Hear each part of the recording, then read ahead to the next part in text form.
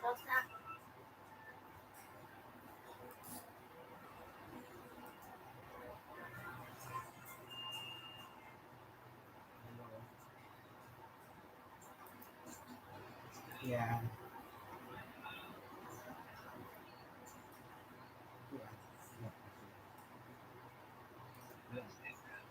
Ya. Ya, selamat malam, Monsinyur. Ya. Ya. Bagaimana kok anunya kondisi bisa di Padang? Hujan terus ya?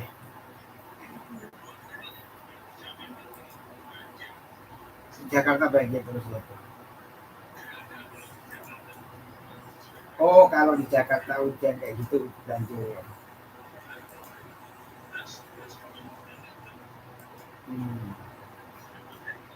Sudah 2 hari ya. Ya, saya kasih ini ya, co-host ya, maksudnya ya.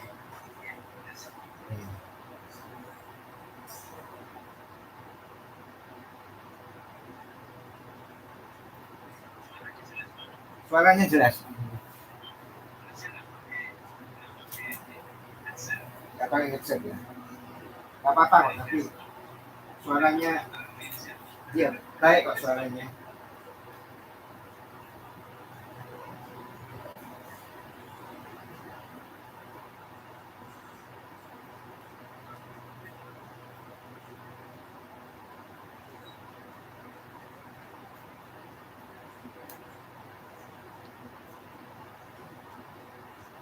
Ya, saya tak menyiapkan YouTube-nya ya. Pak Lodi bisa ajak bicara.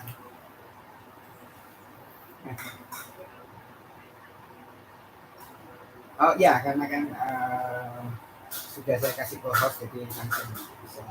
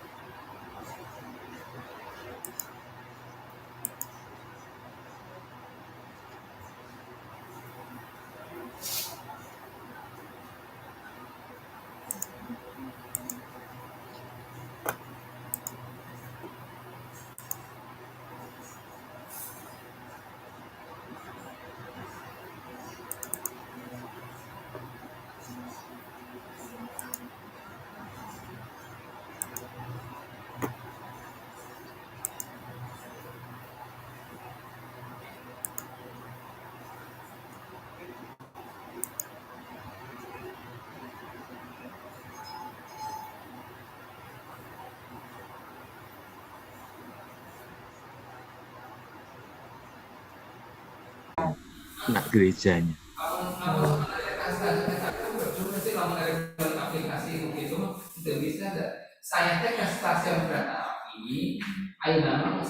Bocor nggak? Oh nggak. Pak Uskup Padang tuh dari mana sampai batasnya mana ya Bapak Uskup? Jadi ada 3 provinsi Sumatera Barat. Jadi Sumatera Tengah itu dibagi yang Sumatera Barat, Padang dan sekitarnya sama kepulauan. Terus di bawahnya Nias itu kepulauannya. Terus Sumatera Timur itu berarti di wilayah Riau, Pekanbaru dan sekitarnya sampai daerah Bagansi Api-Api. Jadi Riau yang daratan. Riau kepulauan punyanya Monsinyur Narko. Oh. Lalu sedikit di batas selatan masuk 2 paroki di Provinsi Jambi. Oh, Provinsi Jambi. Jadi 3 provinsi, Sumbar, Riau, Jambi. Wah, 3 provinsi ya. Luas, luas sekali. Iya, Iya, luas. Mas banget. Berbahagia hari ini kita bisa bergabung kembali ya di hari yang ketiga. Kita akan mulai dengan melihat video.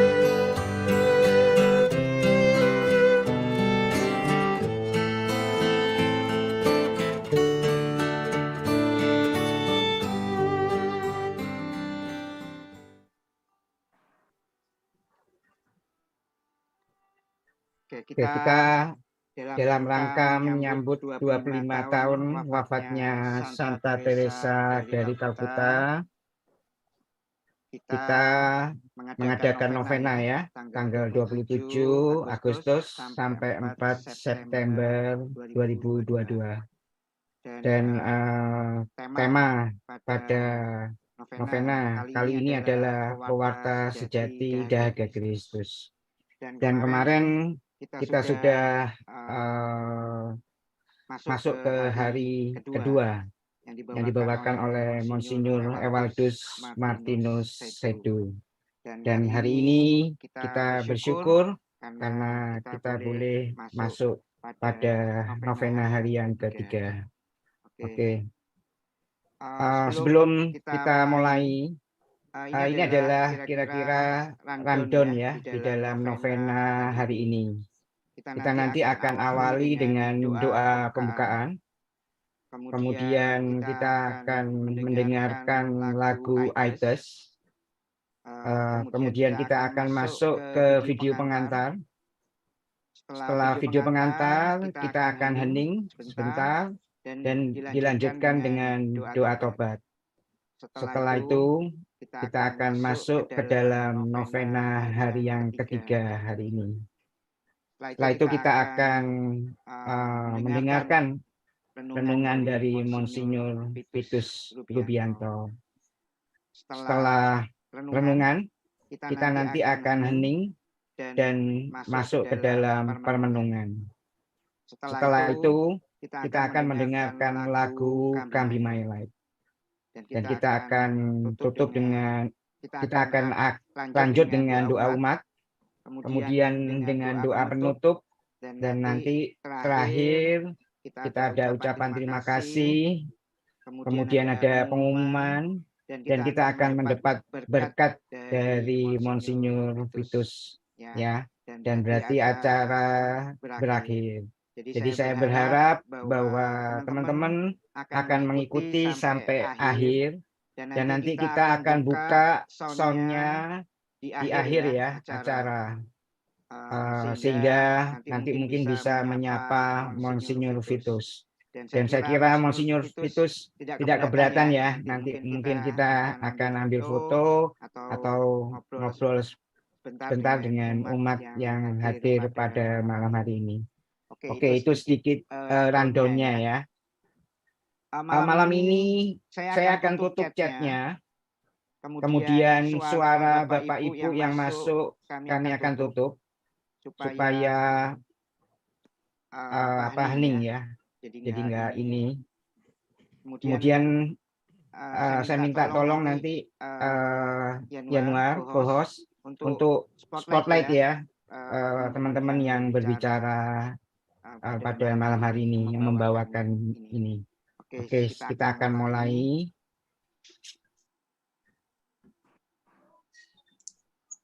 Santa Teresa.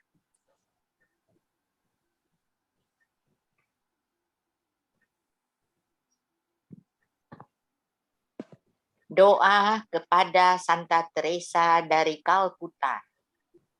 Santa Teresa dari Kalkuta, Yesus telah memanggilmu untuk membawa cahaya cinta kasih-Nya kepada mereka yang hidup dalam kegelapan.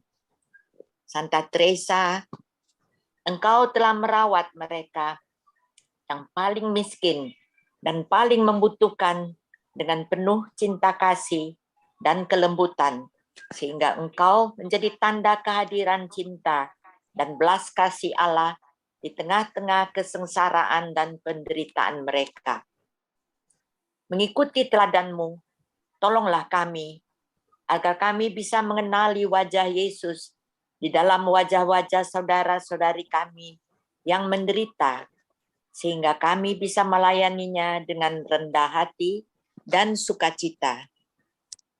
Ajarilah kami, agar kami bisa menjadi pembawa cinta dan belas kasih Allah, sehingga kami bisa menjadi saksi bahwa Allah masih mengasihi dunia melalui setiap kita masing-masing.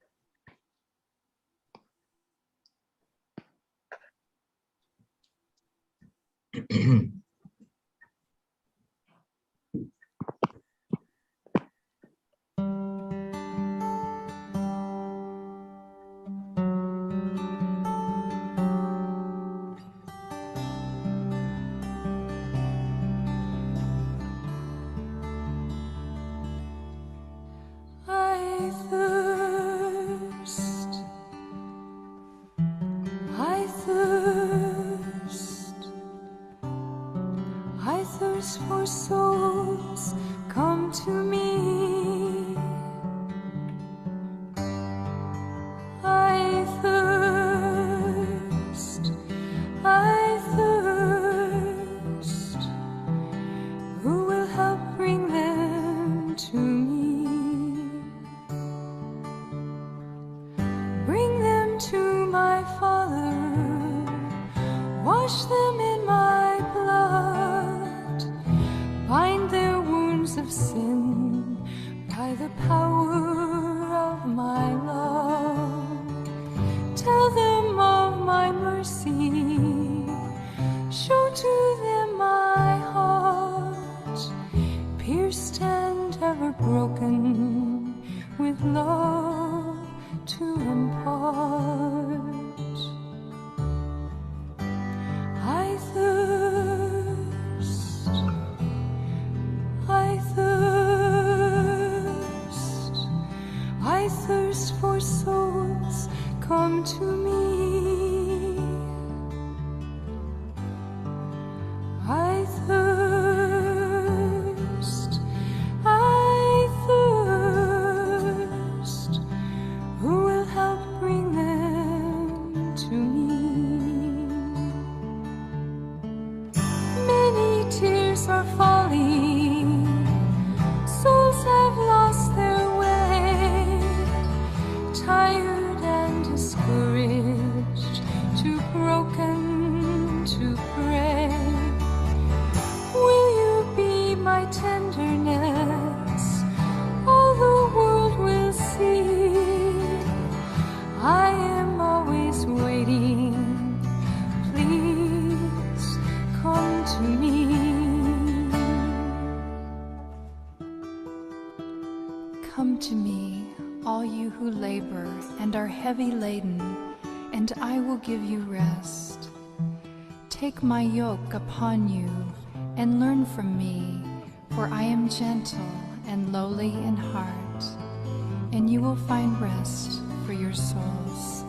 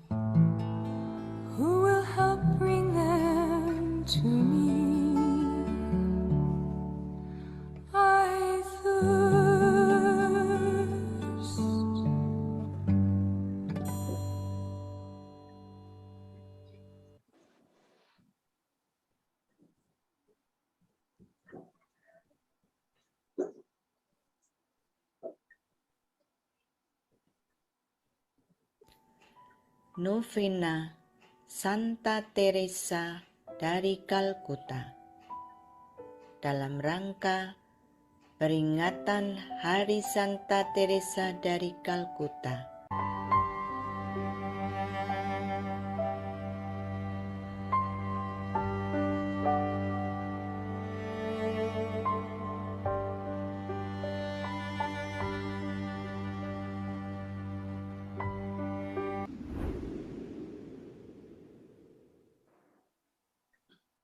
The aim of our congregation, the aim of our existence is not just to do that work. The aim is to satiate the thirst of God, the thirst of Jesus on the cross for love for souls. And so who are the nearest to him? The poorest of the poor. That hunger of Christ on the cross, that thirst of Christ on the cross, we satiate by our love in action. As a rule, it begins with smile of the eyes, smile of the face, smile of the touch, the way you touch people, the way you give to people. All that is love in action.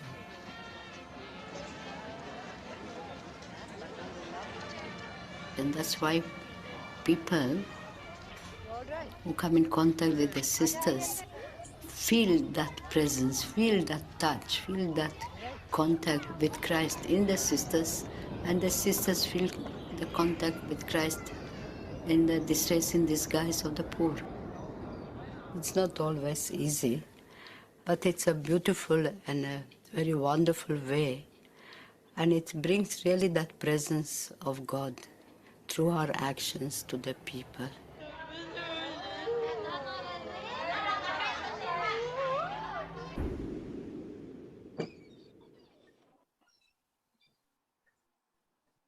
Forgiveness is the greatest presence of peace.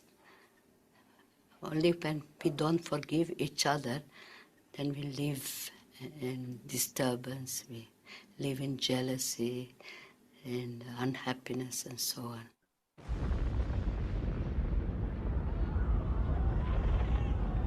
Like you have love in action, you also have hatred in action. And no one hates God more than the devil. So he puts his hatred for God in action by destroying us, by making us commit sin. It is not a question how big or how small. Sin is always a refusal of God.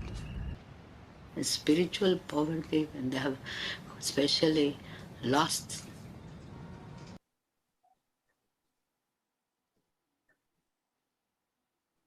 the presence of God, lost that oneness with his love.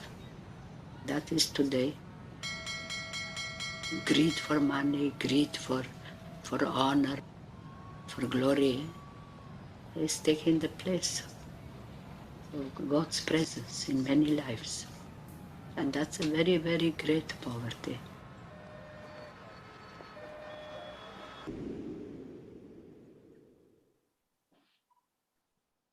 God speaks in the silence of the heart, and we listen.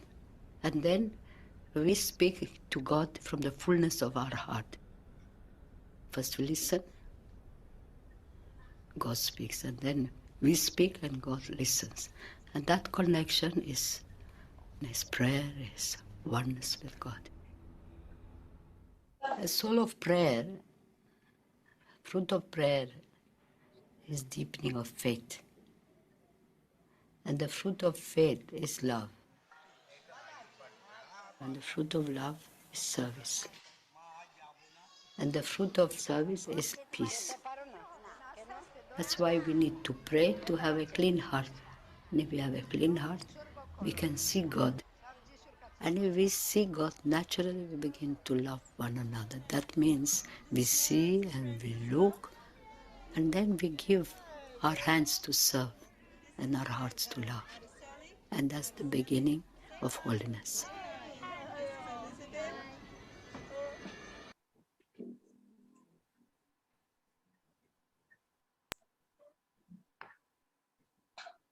Marilah kita hening sejenak dan menyadari dosa-dosa kita.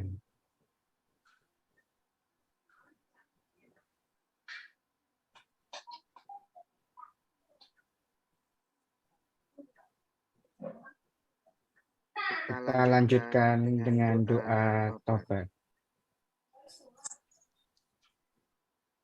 Doa tobat. Ya Allahku, aku datang ke hadirat-Mu, haus akan kasih-Mu. Aku menyadari dosa-dosaku, dosa yang kulakukan lewat pikiran, perkataan, perbuatan, dan kelalaian. Aku memberikan cuka ke dalam dahaga-Mu yang menyakitkan. Dengan penuh penyesalan, aku memohon pengampunan-Mu.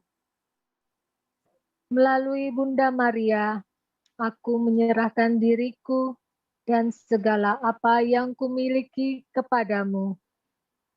Aku percayakan kepadamu kelemahan dan dosa-dosaku, kebajikan, karunia, dan kebaikanku. Dengan satu kata, aku menyerahkan sepenuhnya kepadamu, supaya aku dapat berjumpa dengan putramu hari ini dan memuaskan dahaganya dengan lebih baik.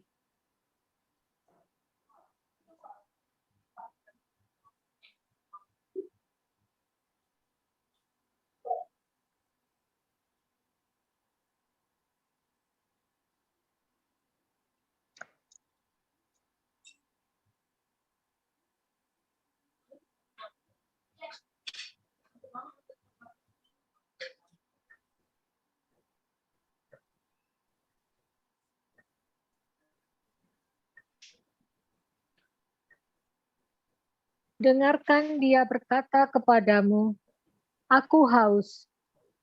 Dalam sengsaranya, dalam deritanya, dalam kesepiannya, dia mengatakan dengan sangat jelas, mengapa engkau meninggalkan aku?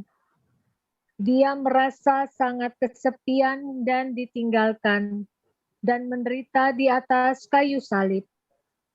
Pada momen paling sulit ini, dia menyatakan, aku haus. Orang-orang mengira dia hanya merasakan dahaga biasa, maka mereka memberinya anggur asam. Namun bukan dahaga ini yang dia alami. Ia dahaga akan kasih kita dan ungkapan kasih sayang kita. Kelekatan kita yang intim padanya dan ikut merasakan sengsaranya. Memang janggal bahwa dia menggunakan ungkapan ini. Dia mengungkapkan, aku haus, dan bukan berilah aku kasih-Mu. Dahaga Yesus di atas kayu salib bukan imajinasi. Ini adalah sebuah pernyataan, aku haus. Marilah kita mendengarnya mengatakan itu padaku dan mengatakan itu padamu.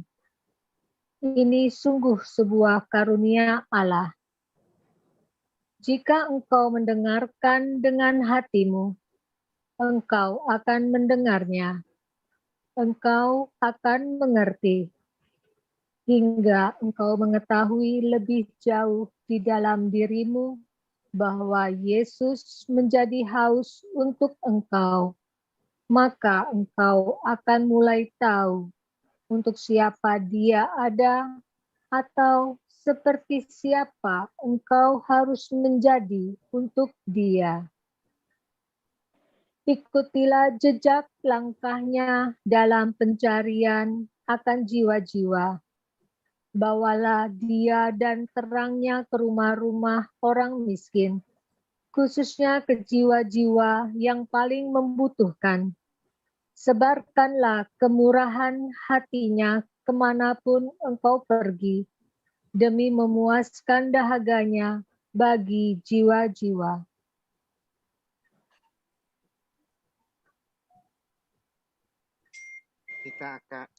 kita akan langsung ya bersama Romo Vitus Rubianto Solihin. Dan hari ini Monsinyur akan membawakan hari ketiga. Tema adalah dengarkanlah dia mengatakan padamu, aku haus. Tapi sebelumnya mungkin nggak afdol ya kalau kita belum mengenal ini sedikit mungkin profil ya dari Monsinyur. Ya, nama lahir sama Monsinyur Vitus Rubianto Solihin. Lahir ada di 15 November 1968 di Semarang, Jawa Tengah, Indonesia. Kemudian Monsinyur ditabiskan imam pada tanggal 7 Juli 1997 oleh Romo Yohanes Sudiarna Hadiwikarta dan ditabiskan menjadi uskup pada tanggal 7 Oktober 2021 oleh Romo Piero Piopo. Dan kalau ingin bertemu ya dengan Monsinyur, bisa langsung ke Keuskupan Padang di Jalan Karir Anwar 12 Padang. Oke, itu mungkin sedikit profil ya tentang Monsinyur Rubianto. Oke, silakan Monsinyur, waktu saya berikan. Terima kasih. Saudara-saudari, Bapak Ibu, teman-teman, kerabat kerja Ibu Teresa, novena hari ketiga mengangkat tema yang jelas terkait pada tema utama pewarta dahaga Kristus. Sebenarnya saya hanya memberi landasan kitab suci dalam permenungan ini atas kata-kata Ibu Teresa yang tadi kita sudah dengarkan dalam renungan singkat pengantar tadi. Saya share dulu bahannya supaya dalam rangka perayaan 25 tahun meninggalnya Ibu Teresa dari Kalkuta yang punya makna khusus bagi saya sendiri yang tahun ini merayakan 25 tahun imamat. Maka dihabiskan pada waktu itu 1 bulan kemudian Ibu Teresa dipanggil Tuhan. Benar kalau kita kembali ke spiritualitas yang terus dilakukan tadi. I thirst, saya haus. Aku haus, itu bunyi sabda terakhir Yesus. Salah satu kata-kata terakhir Yesus yang diucapkan di atas salib. Menurut Injil Yohanes, kata-kata aku haus ada di dalam Injil Yohanes bab 19 ayat 28 itu. Persisnya ada di teks yang dalam 3-4 ayat ini kita bisa baca bersama di sini. Sesudah itu karena Yesus tahu bahwa segala sesuatu telah selesai, berkatalah ia, supaya genaplah yang ada tertulis dalam kitab suci, aku haus. Di situ ada suatu bekas penuh anggur asam. Maka mereka mencucukkan bunga karang yang telah dicelupkan dalam anggur asam pada sebatang hisop, lalu mengunjukkannya ke mulut Yesus.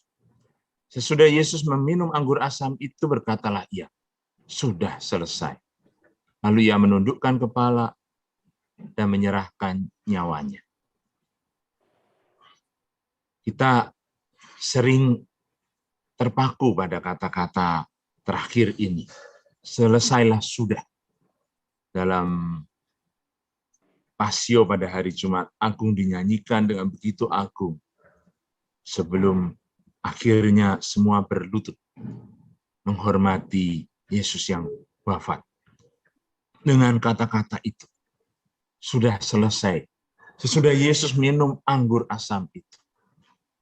Karena dia mengatakan, aku haus. Lalu selesai di situ. kita sering terpaku pada ungkapan terkenal ini dan lupa bahwa sebenarnya seluruh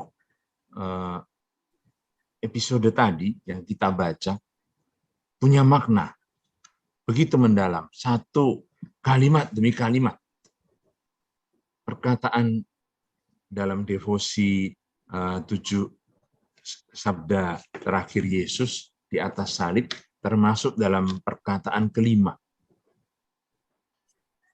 Sesudah itu karena Yesus tahu bahwa segala sesuatu yang telah selesai, berkatalah ia, seperti tadi kita sudah baca, supaya genaplah yang ada tertulis dalam kitab suci. Aku haus.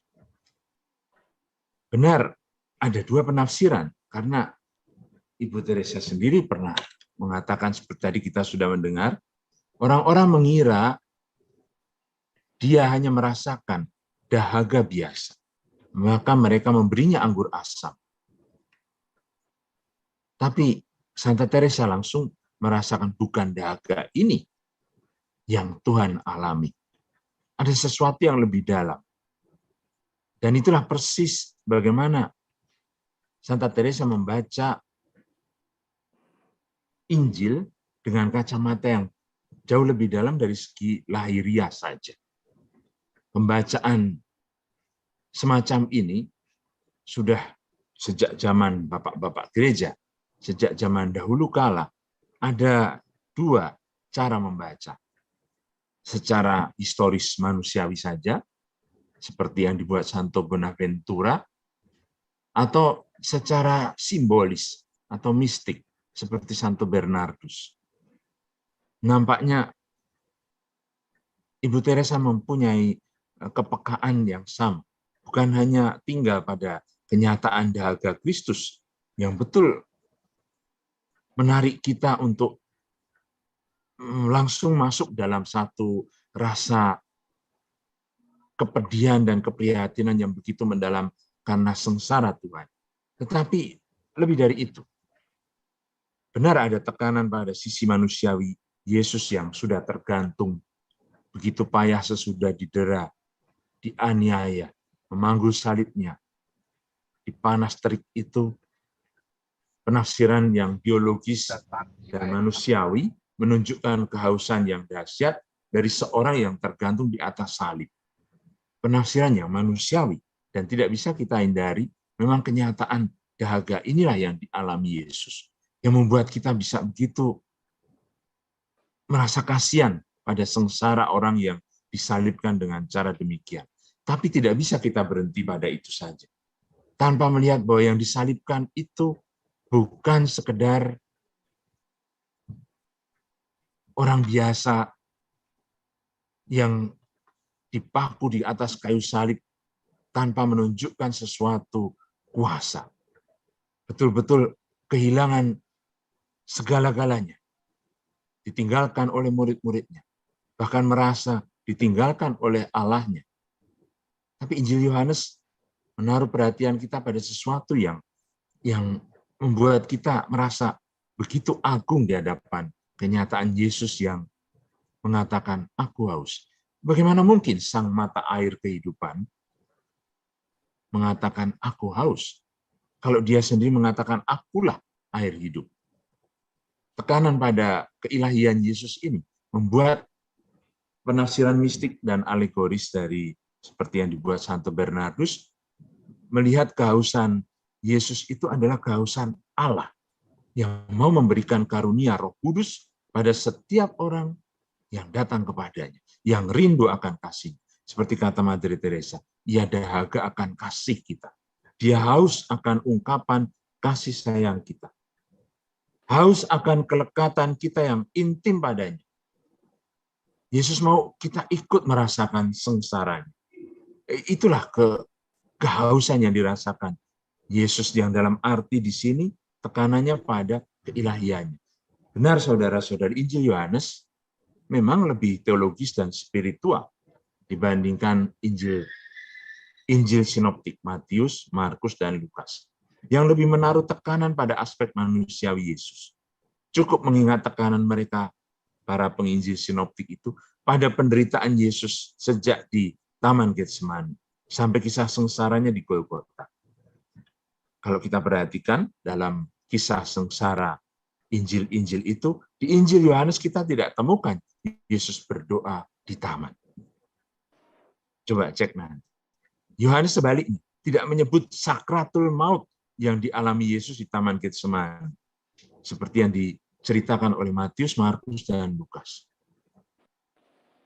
Sesuatu yang lebih agung mau diungkapkan oleh penginjil Yohanes. Di dalam Injil Sinoptik, nampak di sana Yesus berdoa kepada Bapa, ya Abba, ya Bapa, segala sesuatu mungkin bagimu. Ambillah cawan ini dari hadapan, tapi jangan apa yang aku kehendaki, melainkan apa yang engkau kehendaki. Dalam doa Yesus ketika murid-muridnya tertidur. Dalam Injil Yohanes tidak ditemukan kata-kata doa dalam kondisi yang sangat mencekam seperti yang sering kita bayangkan, seperti yang kita lihat di film. Pada bab 12 Injil Yohanes, Yesus sudah mengatakan, sebelum pembasuhan kaki itu, jiwaku terharu. Apa yang harus kukatakan? Bapa, selamatkanlah aku dari saat ini. Tidak, sebab untuk itulah aku datang ke dalam saat ini. Nampak bagaimana Yesus dalam Injil Yohanes begitu yakin akan perutusannya, akan dirinya. Bahkan ketika Petrus menghunus pedang dan memotong telinga dari hamba imam besar itu, Yesus menegur Petrus, mengatakan, bukankah aku harus minum cawan yang diberikan Bapa kepadaku? Yesus dalam Injil Yohanes ditampilkan maha tahu. Dalam keilahian ini, Yesus telah tahu bahwa saatnya sudah tiba untuk pergi dari dunia ini kepada Bapa. Lalu dia menanggalkan jubahnya, mengambil kain lenan dan mulai membasuh kaki murid-muridnya. Pada bab 18 ayat 4, Yesus dikatakan di sana, tahu semua yang akan menimpa dirinya. Pada bab 19 ayat 28 yang menjadi ayat permenungan kita, sesudah itu, karena Yesus tahu bahwa segala sesuatu telah selesai, maka dia berkata, aku haus. Dengan mengatakan bahwa Yesus sudah mengetahui sebelumnya, keistimewaan serta keilahian Yesus di sini digarisbawahi oleh penginjil Yohanes. Inilah kunci untuk memahami kisah sengsara Yesus di dalam Injil Yohanes. Maka aku haus dalam Injil Yohanes tidak mungkin hanya menyatakan satu kelemahan, kehausan manusiawi Yesus yang menderita sedemikian rupa.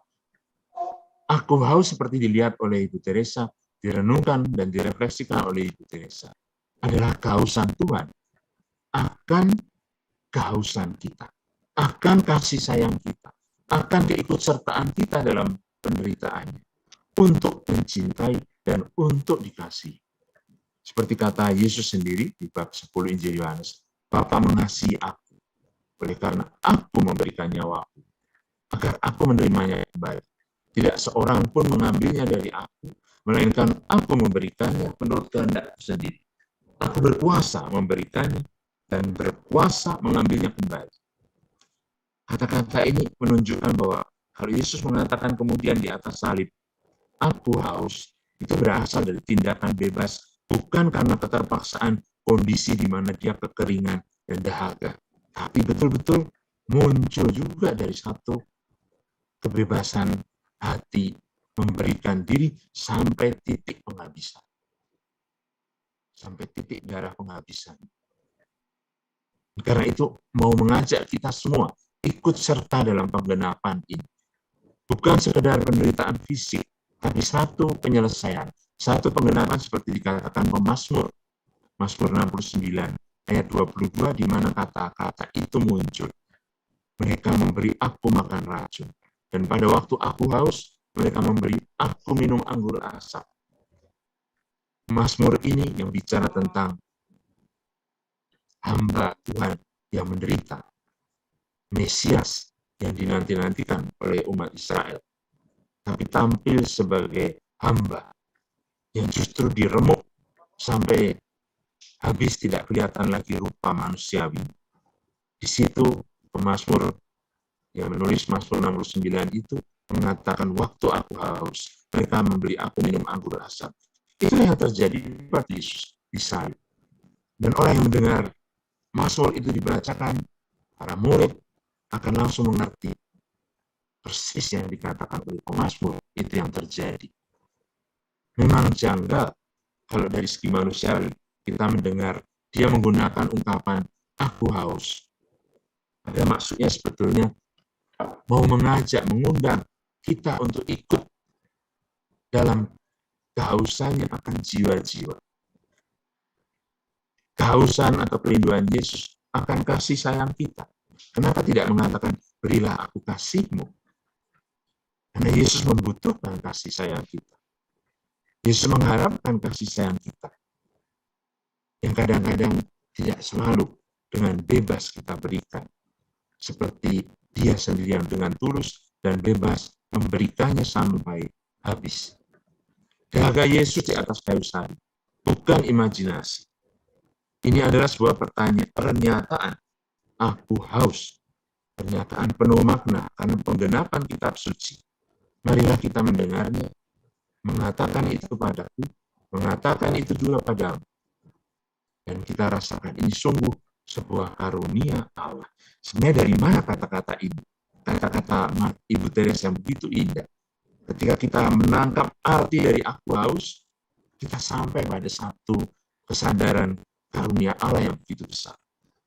Jika engkau mendengarkan dengan hatimu, engkau akan mendengarnya. Engkau akan mengerti. Hingga engkau mengetahui lebih jauh di dalam dirimu. Bahwa Yesus menjadi haus untuk engkau. Maka engkau akan mulai tahu untuk siapa dia ada. Atau seperti siapa engkau harus menjadi untuk dia. Begitu dalamnya kata-kata ini. Sedalam kata-kata aku haus dari Yesus itu. Justru karena mengikut sertakan kita dalam kehausan Tuhan akan jiwa-jiwa. Bagaimana kita bisa memahami ini? Sebagai undangan Sang Juru Selamat sendiri yang membuat kita yang mampu merasa, mampu menyadari kelemahan dan kehausan kita datang kepada Dia yang memberikan air hidup itu. Pada bab 7 Injil Yohanes dikatakan hari terakhir puncak perayaan itu. Yesus berdiri dan berseru, barang siapa haus, baiklah ia datang kepadaku dan minum. Barang siapa percaya kepadaku, seperti yang dikatakan oleh kitab suci dari dalam hatinya, akan mengalir aliran-aliran air hidup. Dari sinilah kita sulit menerima kalau aku haus itu hanya dikatakan oleh seorang yang benar-benar kehausan air biasa. Dia mempunyai air hidup. Kitalah yang haus akan air kehidupan itu. Yang dimaksudkan itu ialah roh yang akan diterima oleh mereka yang percaya kepadanya. Itu sebabnya ketika kita datang kepada Yesus yang bangkit, yang memberikan Roh Kudusnya, kita yang kehausan akan digerakkan untuk keluar dari diri kita sendiri. Untuk mengasihi, untuk lebih mengasihi saudara-saudara yang lebih membutuhkan kasih kita. Bagaimana kita bisa memahami itu? Satu cerita, satu pergulatan tokoh kitab suci bisa membantu kita untuk mengerti kehausan Tuhan. Wanita Samaria. Memahami kehausan Yesus untuk menjadi sumber air kehidupan kita, mengingatkan kita pada perjumpaan Yesus dengan perempuan Samaria dalam Injil Yohanes juga. Di sana kita menemukan kata yang sama, tapi dengan ungkapan sedikit berbeda. Berilah aku minum. Seperti pertanyaan Ibu Teresa tadi, kenapa tidak ditulis berilah aku kasih sayang? Berilah aku minum. Kepada wanita Samaria itu seperti mengatakan Yesus juga kehausan di hadapan perempuan yang sedang menimba air itu. Dia pun meninggalkan Yudea dan kembali lagi ke Galilea. Ia harus melintasi daerah Samaria. Maka sampailah ia ke sebuah kota di Samaria yang bernama Sikar, dekat tanah yang diberikan Yakub dahulu pada anaknya Yusuf. Di situ terdapat sumur Yakub. Yesus sangat letih oleh perjalanan. Karena itu ia duduk di pinggir sumur itu. Hari kira-kira pukul 12. Maka kita bayangkan daerah gersang, padang gurun di Samaria sana. tempat yang bernama Sikar ada sumur. Dan tentu saja, orang yang kehausan di tengah panas terik jam 12 siang pasti mengharapkan air untuk minum. Tapi sumur itu tidak ada timbanya. Maka datanglah seorang perempuan Samaria hendak menimba air. Kata Yesus kepadanya, berilah aku minum. Sama seperti di atas salib, nanti dia mengatakan, aku haus. Di sini, di hadapan perempuan Samaria, bukan orang sama sebangsa Yahudi, tapi yang dianggap orang Yahudi sebagai orang-orang yang tidak murni, orang-orang Samaria. Yesus minta minum. Sebab murid-muridnya telah pergi ke kota membeli makanan. Maka kata perempuan Samaria itu kepadanya, masakah engkau seorang Yahudi minta minum kepada seorang Samaria? Sebab orang Yahudi tidak bergaul dengan orang Samaria. Jawab Yesus kepadanya, jika engkau tahu tentang karunia Allah dan siapa dia yang berkata kepadamu, berilah aku minum, niscaya engkau telah meminta kepadanya dan ia telah memberikan kepadamu air hidup. Kata kunci itu muncul lagi, air. Aku haus, berilah aku minum. Dan di sini ternyata Yesus yang dijawab dengan ketus oleh perempuan Samaria itu justru menjawab dengan cara membalikkan. Kalau dia haus, dia minta minum, tapi kenapa? Sekarang mengatakan, sebenarnya engkaulah yang meminta kepadanya, kepada Yesus, dan ia telah memberikan kepadamu air hidup. Kata perempuan itu kepadanya, mulai bingung. Tuhan, engkau tidak punya timba dan sumur ini amat dalam. Dari mana engkau memperoleh air hidup itu? Adakah engkau lebih besar daripada bapak kami Yakub yang memberikan sumur ini pada kami dan yang telah minum sendiri dari dalamnya, ia serta anak-anak dan ternaknya? Jawabannya masih ketus, masih meremehkan. Tapi Yesus menjawab dengan lembut.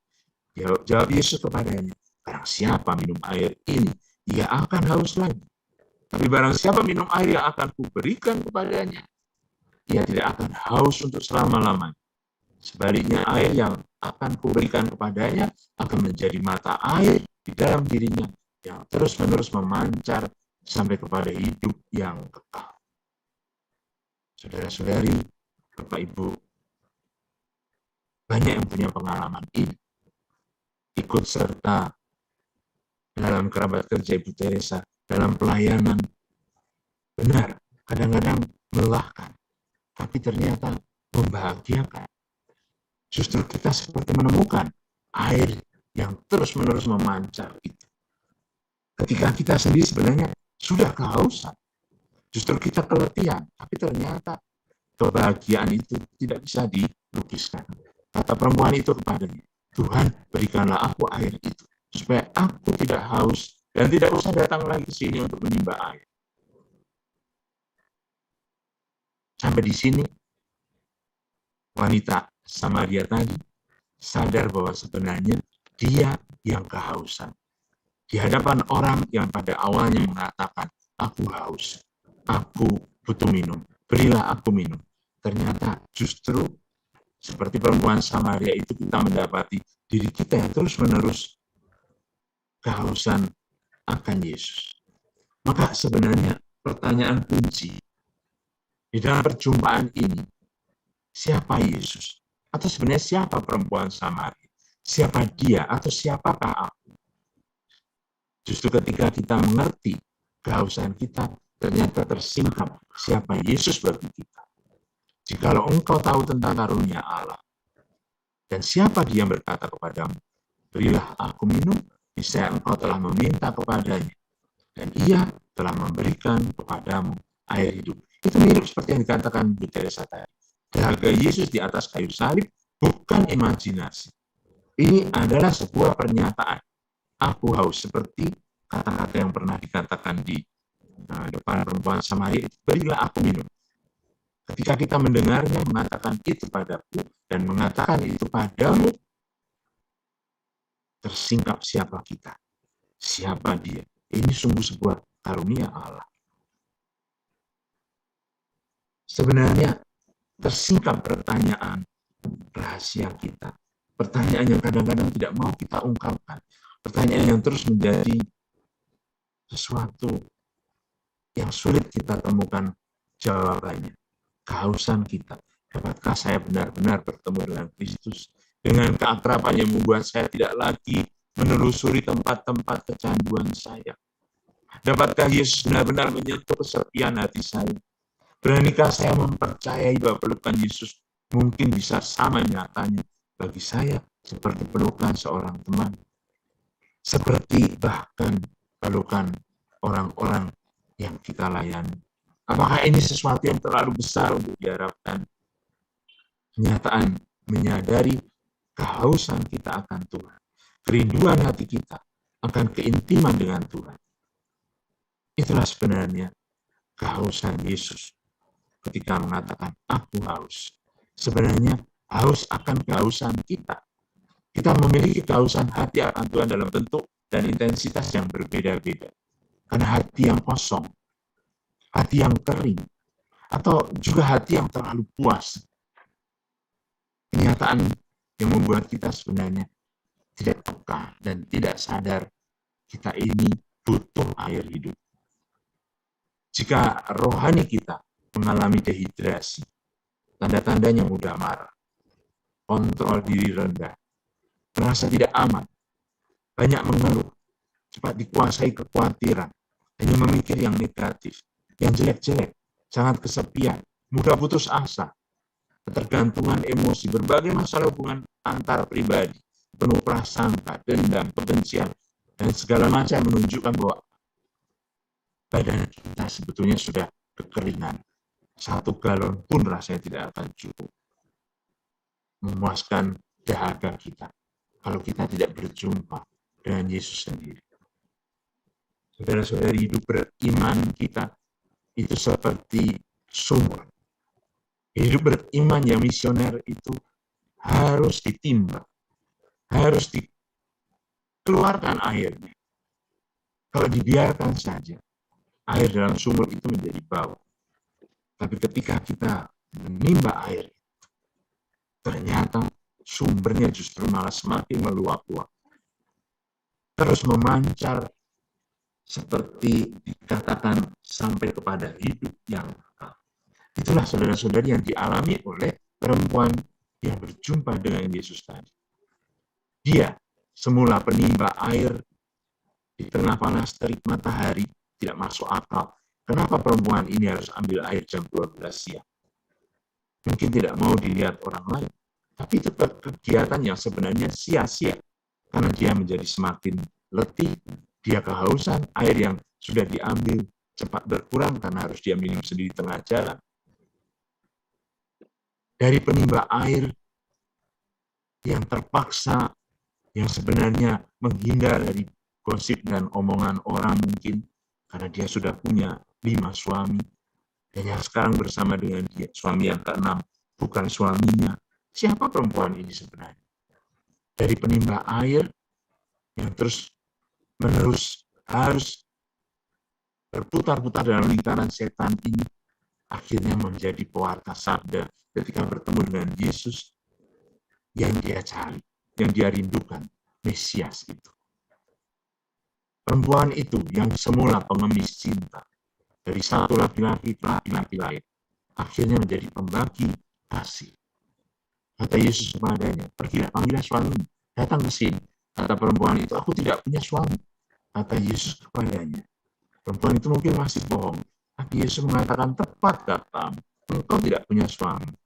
Sebab engkau sudah punya 5 suami, dan sekarang yang ada padamu bukan suami. Dalam hal ini engkau berkata benar. Sudah salah masih dipuji.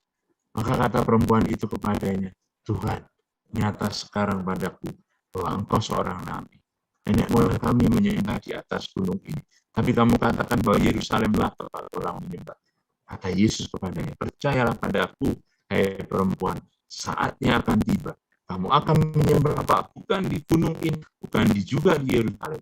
Kamu menyembah apa yang tidak kamu kenal. Kamu menyembah apa yang kami kenal. Sebab keselamatan datang dari bangsa Yahudi.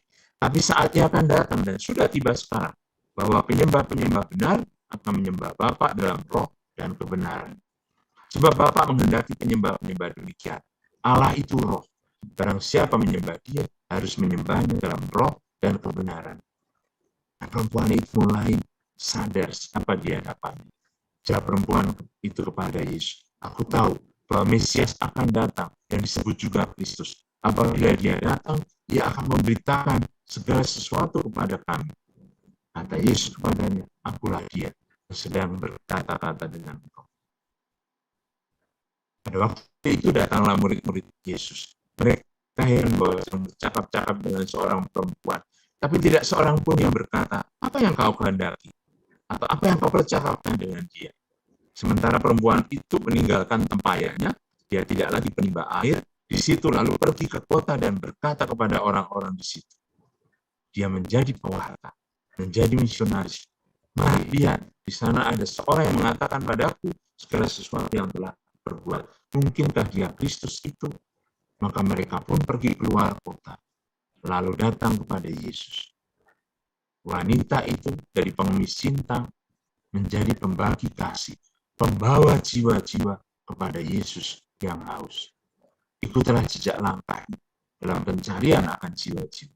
Bawalah dia dan terangnya ke rumah-rumah orang miskin, khususnya ke jiwa-jiwa yang paling membutuhkan. Sebarkanlah kemurahan hatinya kemanapun engkau pergi, demi memuaskan dahaganya bagi jiwa-jiwa.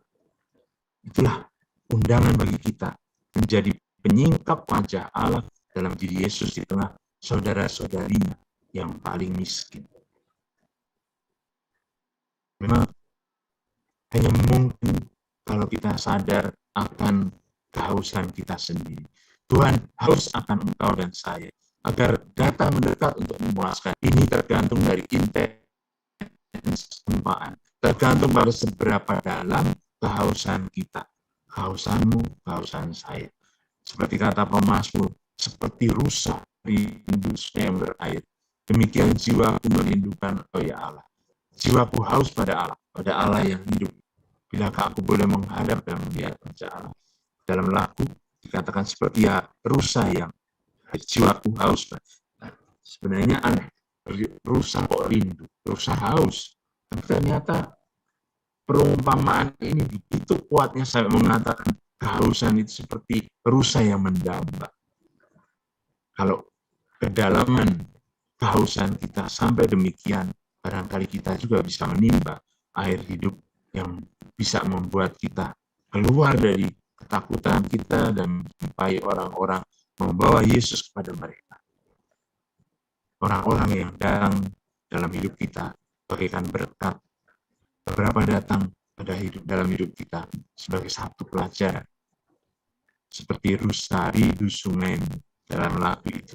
Jiwaku rindu engkau Tuhan. Kaulah Tuhan hasrat hatiku. Ku rindu menyembahmu. Ada satu lagu yang dinyanyikan secara internasional atas artinya hormat YouTube. Saya ambil siaran ini, moga-moga bisa didengar.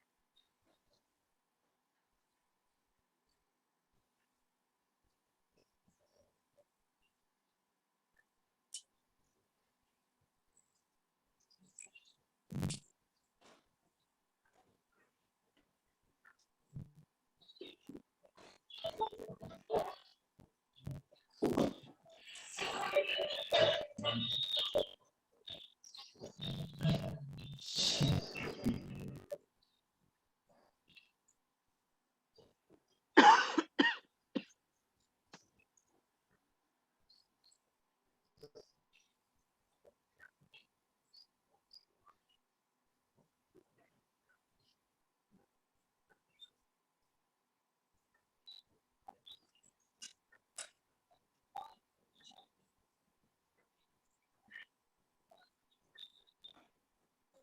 kasih. Tuhan berkati kita semua.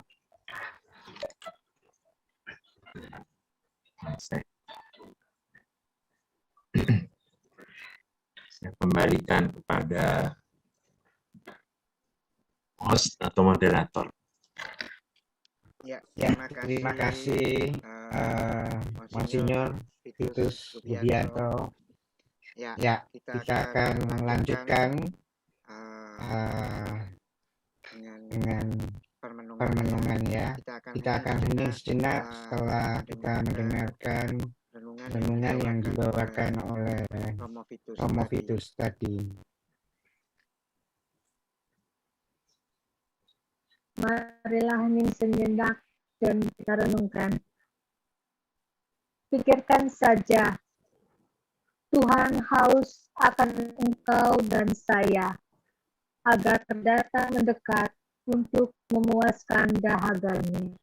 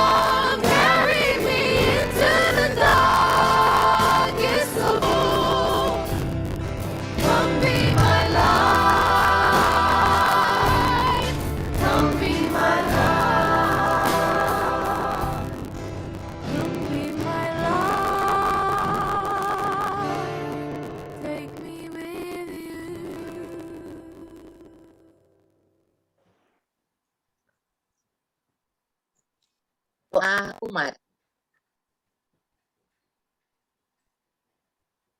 Santa Teresa dari Calcutta, pewarta sahabat Kristus, kami mohon melalui perantaraanmu doa rosario kepada Regawi dalam ketujuh duka citanya pada Sang Putra yang wafat di kayu salib demi keselamatan semua ciptaan berkat kuasa Allah Bapa dan Roh Kudus.